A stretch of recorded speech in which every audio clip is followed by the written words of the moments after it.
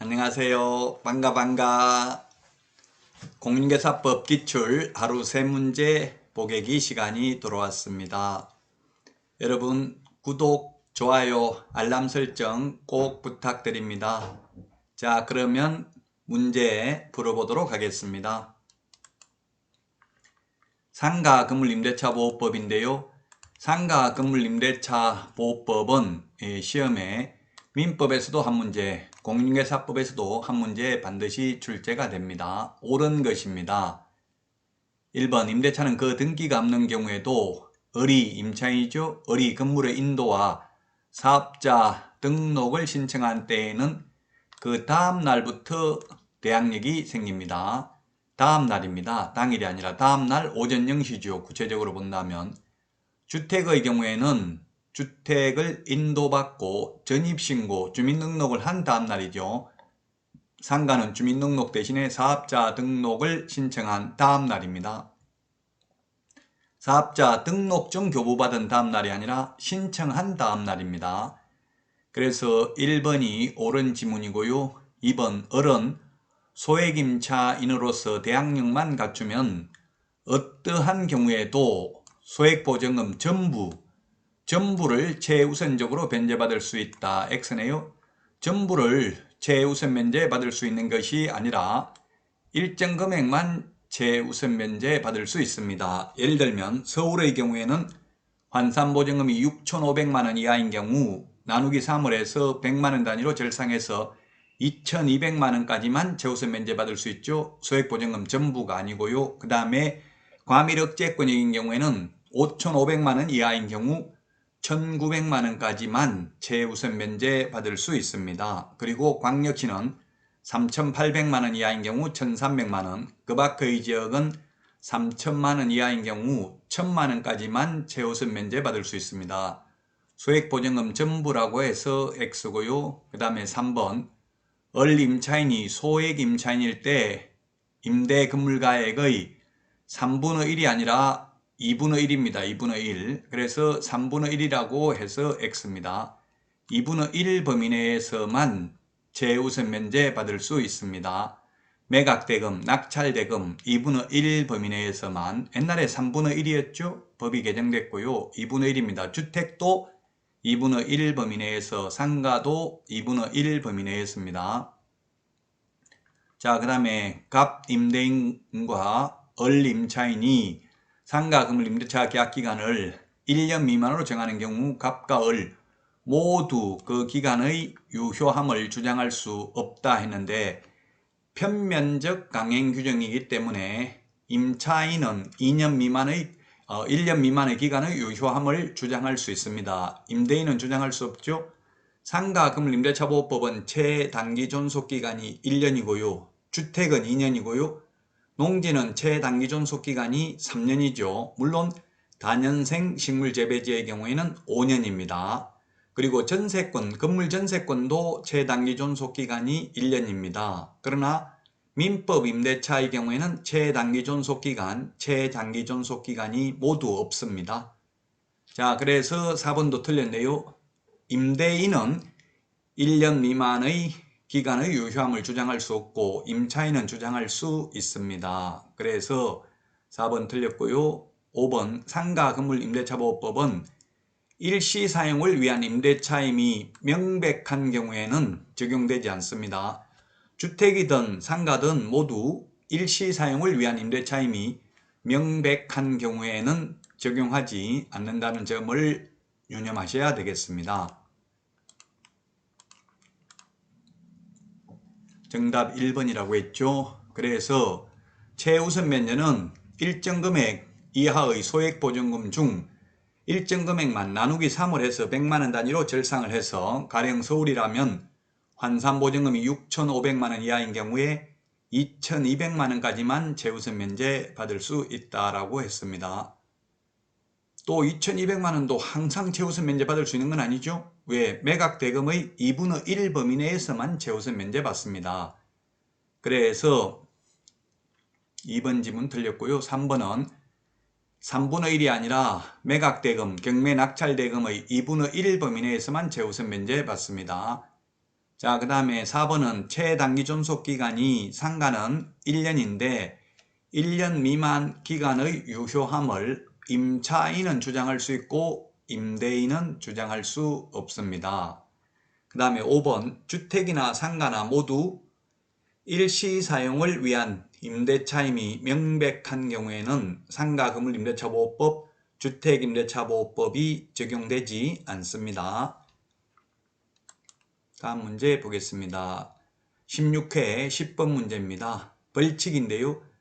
예, 벌칙이 시험에 두 문제 정도 출제되죠. 통상 두 문제 정도 출제가 되는데요. 중개사무소 개설 등록을 하지 아니한 무등록 중개업자는 1년 이하의 징역이나 1,000만 원 이하의 벌금이 아니라 3년 이하의 징역이나 3천만 원 이하의 벌금입니다. 그래서 틀렸고요. 그 다음에 2번 거짓 부정한 방법으로 등록을 한 자도 역시 1년 이하의 징역이나 1,000만 원 이하의 벌금이 아니라 3년 이하의 징역이나 3천만 원 이하의 벌금이 되겠습니다. 그 다음에 3번 자격증, 등록증 모두 양도되어 하면 1년 이하의 징역이나 1,000만 원 이하의 벌금이죠. 양도되어 한 자나 양수되어 받은 자나 즉 빌려준 사람이나 빌린 사람이나 모두 1년 이하의 징역이나 1,000만 원 이하의 벌금입니다. 그 다음에 4번 유사명칭 사용금지 의무를 위반한 경우에는 1년 이하의 징역이나 1,000만 원 이하의 벌금이죠. 공인중개사가 아닌 자가 공인중개사 그 밖에 이와 유사한 명칭 즉 대표자라는 명칭을 쓰면 안 되죠. 대표자를 가리키는 회장, 사장, 오너, 소장 이런 말을 쓸 수가 없습니다. 자격증이 없으면. 그 다음에 개업 공인중개사가 아니면서 공인중개사 사무소, 부동산 중개라는 말을 쓸 수 없고요. 그 다음에 발품 부동산, 부동산 카페, 트러스트 부동산 이런 말도 부동산이라는 말을 개업공개사가 아니면 사용할 수 없습니다. 1년 이하의 징역이나 1,000만 원 이하의 벌금이고요. 자, 그 다음에 5번 개업 공인중개사가 아닌 자가 중개대상물에 대한 표시 광고를 한 경우에는 1년 이하의 징역이나 1,000만 원 이하의 벌금입니다.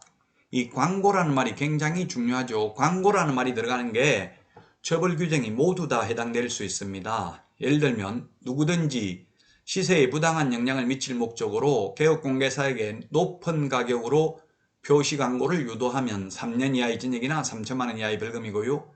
그 다음에 개업공개사가 아닌 자가 표시 광고하면 1년 이하의 징역이나 1,000만 원 이하의 벌금이고요. 그 다음에 부당한 표시 광고를 하면 500만 원 이하의 과태료고요. 그 다음에 표시 광고를 하면서 필요직기 사항을 표시하지 않는 경우 또는 보조원 이름을 명시한다든지 성명, 소연 등 성명, 사무소 명칭, 사무소 소재지, 연락처, 등록번호를 기재하지 않는 경우에는 100만 원 이하의 과태료에 해당이 된다는 점 주의해야 되겠습니다. 그래서 이게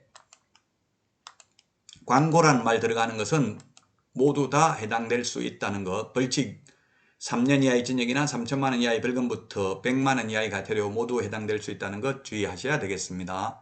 자, 정답은 5번이 되겠습니다. 따라서 여러분들이 3년 이하의 징역이나 3천만 원 이하의 벌금, 1년 이하의 징역이나 1,000만 원 이하의 벌금, 500만 원 이하의 과태료, 100만 원 이하의 과태료 이것은 암기해야 될 부분입니다. 이 벌칙은 이해할 수 있는 부분이 아니죠. 그래서 다른 분들도 다 이것은 암기를 하라고 합니다. 실제 다른 과목 시험에는 거의 이런 것들이 출제가 되지 않은데 공인중개사법에서는 출제되기 때문에 반드시 암기를 하셔야만 되겠습니다. 다음 문제 보겠습니다. 결격사유인데 결격사유도 시험에 해마다 반드시 출제가 됩니다. 결격사유는 법 제10조 개업공개사 등의 결격사유입니다. 개업공개사 등의 결격사유. 그래서 이 결격사유에 해당되면 개업도 안 되고 취직도 안 되는 거죠. 그리고 임원 또는 사원도 될 수 없습니다. 취직도 안 되고 개업도 안 되는 사유가 결격사유입니다.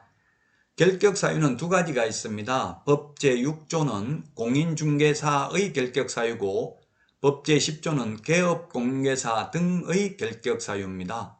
지금 법 제10조 개업공개사 등의 결격사유인데, 자, 결격사유에 관해서 옳은 것인데, 기억은 1997년 10월 30일 오후 7시 출생한 자는 2016년 10월 30일 0시 개업공개사 등의 결격사유에서 벗어난다.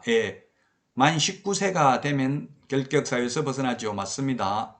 원래 연령, 형기, 나이 계산할 때는 초일 산입입니다. 그런데 우리 시험에는 초일 산입이냐 불산입이냐가 논점이 된 적은 없습니다. 그래서 기억은 만 19세가 되면은 결격사유에서 벗어납니다. 미성년자는 오로지 나이를 먹는 길밖에 없습니다. 미성년자가 법정 대리인인 부모의 동의를 받아도 결격사유에서 벗어날 수 없고요. 미성년자가 혼인을 하더라도 결격사유에서 벗어날 수 없고 오로지 만 19세가 되는 길밖에 없습니다. 기억은 맞는 지문이고요.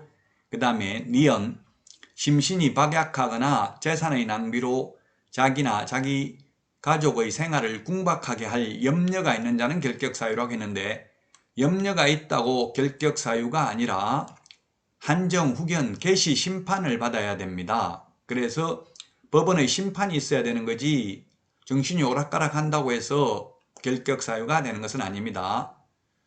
한정, 후견, 개시, 심판이 있어야 되고요. 성년, 후견, 개시, 심판이 있어야 결격사유고, 여기서 벗어나려면 종료, 심판이 있어야 됩니다. 정신과 의사로부터 정상이라는 소견서를 첨부하면 결격사유에서 벗어난다. 이런 지문도 출제되는데 X죠. 법원의 심판이 있어야 됩니다. 그래서 니은은 틀렸습니다. 심신이 박약하더라도 한정, 후견, 개시, 심판이 없었다면 결격사유가 아닙니다. 자, 그 다음에 디귿. 2014년 11월 1일 징역 1년 6월에 집행유예 3년. 앞에 1년 6월은 볼 필요 없고요. 집행유예 기간 3년, 유예 기간만 결격사유입니다. 그래서 2014년 11월 1일부터 3년이 지나야 결격사유에서 벗어나죠. 따라서 2017년 11월 1일 이후에는 결격사유에서 벗어난다. 예, 맞네요. 집행유예는 유예 기간 동안만 결격사유입니다. 그러나 선고유예나 기소유예는 결격사유 아니죠. 집행유예만 결격사유인데 유예 기간 동안 결격사유에 해당되니까 디귿은 옳은 지문이고요. 그 다음에 리얼입니다. 선고유예, 기소유예는 결격사유 아니라고 했죠? 예, 결격사유에 해당하지 않습니다. 그래서 리얼도 맞는 지문이고요. 그 다음에 형법상 사기죄로 300만 원 이상 벌금 선고받은 경우 X네요. 형법이 아니라 공인중개사법 위반으로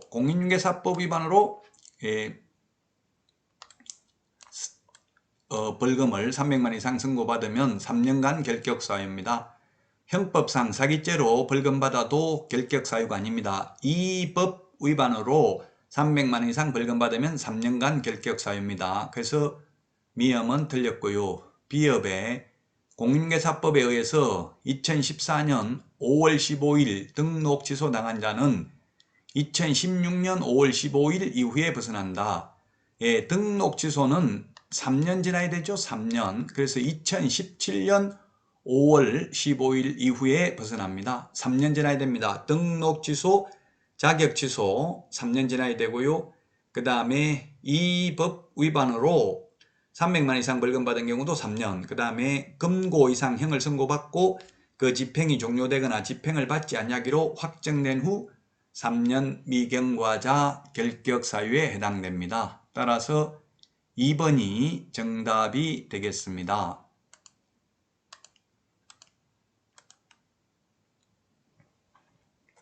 니은은 심신이 박약했다고 결격사유가 아니라 한정, 후견, 개시, 심판을 가정법원으로부터 받아야 되고요. 그 다음에 미음은 공인중개사법 위반으로 300만 이상 벌금 받은 경우 3년간 결격사유에 해당이 됩니다. 다른 법률로 벌금 받아도 결격사유에 해당되지 않습니다.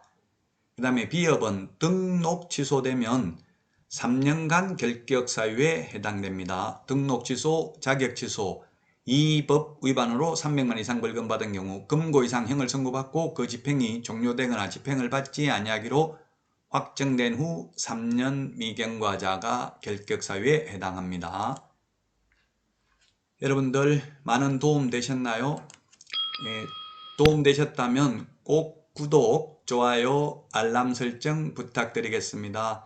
여러분 건강하시고요. 다음 시간에 다시 찾아뵙겠습니다. 안녕히 계십시오. 안녕.